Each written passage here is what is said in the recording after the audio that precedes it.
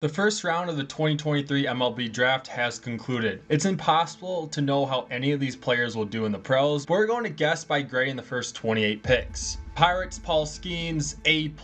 Why deal with the player who said he didn't want to play there? Pirates have not had a true ace in a long time. They just got him. He should fly through the minors, get into Pittsburgh quickly. He has a fastball that can reach 100 and a wipeout slider to go with it. Nationals Dylan Cruz, A+. First time a school has had guys go 1 and 2 in history. Washington has to be very happy the Pirates passed on him. Thanks to the Juan Soto trade, the Nationals already have a loaded farm system, and Cruz just adds another huge name to watch. Tigers Max Clark, A. I liked Langford here, but some say Clark could have gone number 1 if in last year's class. Defense is the first part of the game with elite speed to be able to track every ball down, and any ball he isn't able to get to, he'll gun you down if you try to take an extra base. He also shows a ton of emotion on the field, the type of energy the Tigers desperately need. Rangers Wyatt Langford, A+. I had him at number 2 and some mocks had him at number 1, so Rangers should be pretty happy about getting him at 4. The tools to become an elite 5-tool player, 65 grade power, and can play an elite left field, but center is questionable. Twins Walker Jenkins, A. This is a quote-unquote safe pick for the Twins. He doesn't have superstar potential, but he's still above average at every part of the game. His power and arm are what need the most work, and at just 18, the weight room will be his best friend. Athletics Jacob Wilson, D. If you want someone who will almost never strike out, then this is your guy. He struck out only 2.8% of his at-bats. He's also a reach for the A's. Almost no power and a light bat in a weak conference makes you question how he'll translate to pro ball. On the opposite end, if the A's can develop his power, then they'll have themselves a solid player. Reds Rhett Lauder, B. Cincinnati has developed a lot of great arms in the last few years, of course headlined by Hunter Green. His changeup is arguably the best in the country with a nice fastball and slider to go with it. He doesn't have ace material, but he's a certain middle of the rotation guy. Royals Blake Mitchell, C+. For whatever reason, high school catchers do the worst at getting to the big leagues. His arm behind the plate is as good as it gets, but any ball in the dirt has to terrify his pitcher as his blocking is not great. Defense can improve, but it looks like he'll move positions. If we're looking at strictly catchers, Kyle Teal was the much overall better prospect. Rockies Chase DeLander, B+. Freeland and Gray have proved you can pitch at Coors with success, but still, poor guy. He has a fastball that reaches 99 and 3 good secondary pitches behind him. If anyone's going to figure out Coors Field, it's going to be him. Marlins Noble Meyer, A. No one has been able to develop arms better than the Marlins as of recent. Meyer is a 6'5 righty who can throw 98 and a strikeout slider. Ace potential with his ability to command his pitches.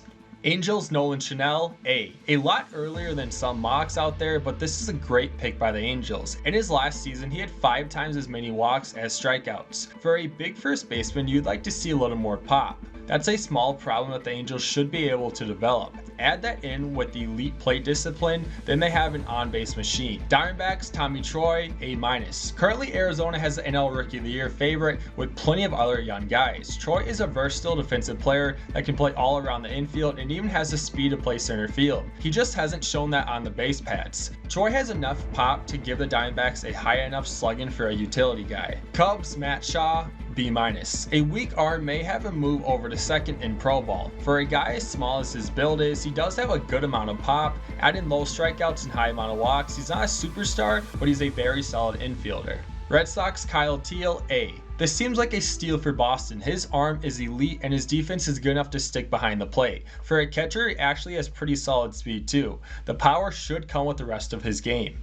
White Sox Jacob Gonzalez, A. It's hard to be safer than Gonzalez. He's hit for 3 straight years in the best conference in the country. Not a ton of power, but he puts the bat on the ball and his defense is extremely solid. Giants Bryce Eldridge, A+. This is a very fun pick by the Giants. He said he'd like to be the American Ohtani, which is a pretty high expectation to put on himself. As a true two-way player, he'll have his chance. But Covey Cove is going to be full of home run balls from him. Orioles Enrique Bradfield Jr., B. In his sophomore year, he went 46 for 46 on stolen base attempts, and with that speed comes elite defense. He'll never be a big hitter, but if he can keep that OBP up, then he's a dangerous leadoff hitter who's a threat every time he's on base. Brewers Brock Wilkin, A+. I got my own team's pick right. I'm going to throw a little party for that one. Possibly the best power hitter in this draft, 31 home runs in 66 games in his last season. His overall bat will need a little improvements, but if he's hitting 40 home runs in a season, then the Brewers will be perfectly okay with it. Rays, Braden Taylor, A. This seems like another sneaky good pick by the Rays. He's above average at every part of his game. You could see him on the Rays by the end of the next season. He's that ready. Blue Jays are John Namala, B-. His bat needs a lot of work to be nice. His defense is very good, and he should be able to stay at short for a while. He can be an all-star if his bat develops. That's a big if. A very high risk, high reward pick for the Jays. Cardinals, Chase Davis, A+. I hate that I love this pick. St. Louis has so many great young outfielders currently and still coming up.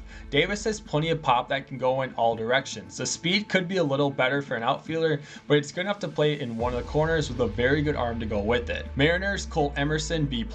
He won't turn 18 until about a week, making him one of the youngest players selected. With a bigger frame than most shortstops, you'll most likely see him change positions. A lot of hard contact from the left side of the plate and solid defense to go with it. Guardians, Ralphie Velasquez, A. He has a very good chance to move from behind the plate, and Cleveland is very okay with that regardless. Even if he does go to the first, his bat is going to let him play in the majors for a long time. A big middle of the order guy. Braves, Hurston Waldron, A+. Can't believe 23 teams let the Braves land him. Fangraphs called him having an airbender type splitter, which gives me Devin Williams type. But the goal for him will be to pitch every 5 games rather than coming out of the bullpen. A fastball that can reach 99 and a good slider behind both of those could make an ace. Padres, Dylan Head, B. It's tough to find a player faster than Head in the draft, and that's not his lone game. He could become the best defensive center fielder in the game when he arrives in the majors. His power is never going to be a big part of his game, but if his bat develops, then this is a good pick by the Padres. Still risky. Yankees, George Lombard Jr., C. The Yankees have had a hard time developing any of their top prospects over the years, and Lombard is going to need a lot of development. This just isn't the right place for him. There's questions where he lands defensively and just his bat in general. Phillies, Aiden Miller, A. The Phillies have nailed their draft picks as of recent. The Arkansas commit could not sign to bet on himself to be taken a lot earlier in the future. If he does sign though, then the Phillies nailed another pick. He has very good power that profiles him well at one of the corner infield positions. Astros, Bryce Matthews, C+. Everyone's big board is different, but this one is a heck of a reach in the first round. That doesn't mean he can't be a great player still. A good amount of swing and misses, caps out at around 20 home runs. His defense is good enough to stick. Houston has done an amazing job at bringing out the maximum of their prospects. Matthews could be the next guy, but he'll need some more help than others. Who's your favorite pick of the draft? Which team reached on theirs? Let me know down in the comments. Hope you guys have a beautiful rest of your day.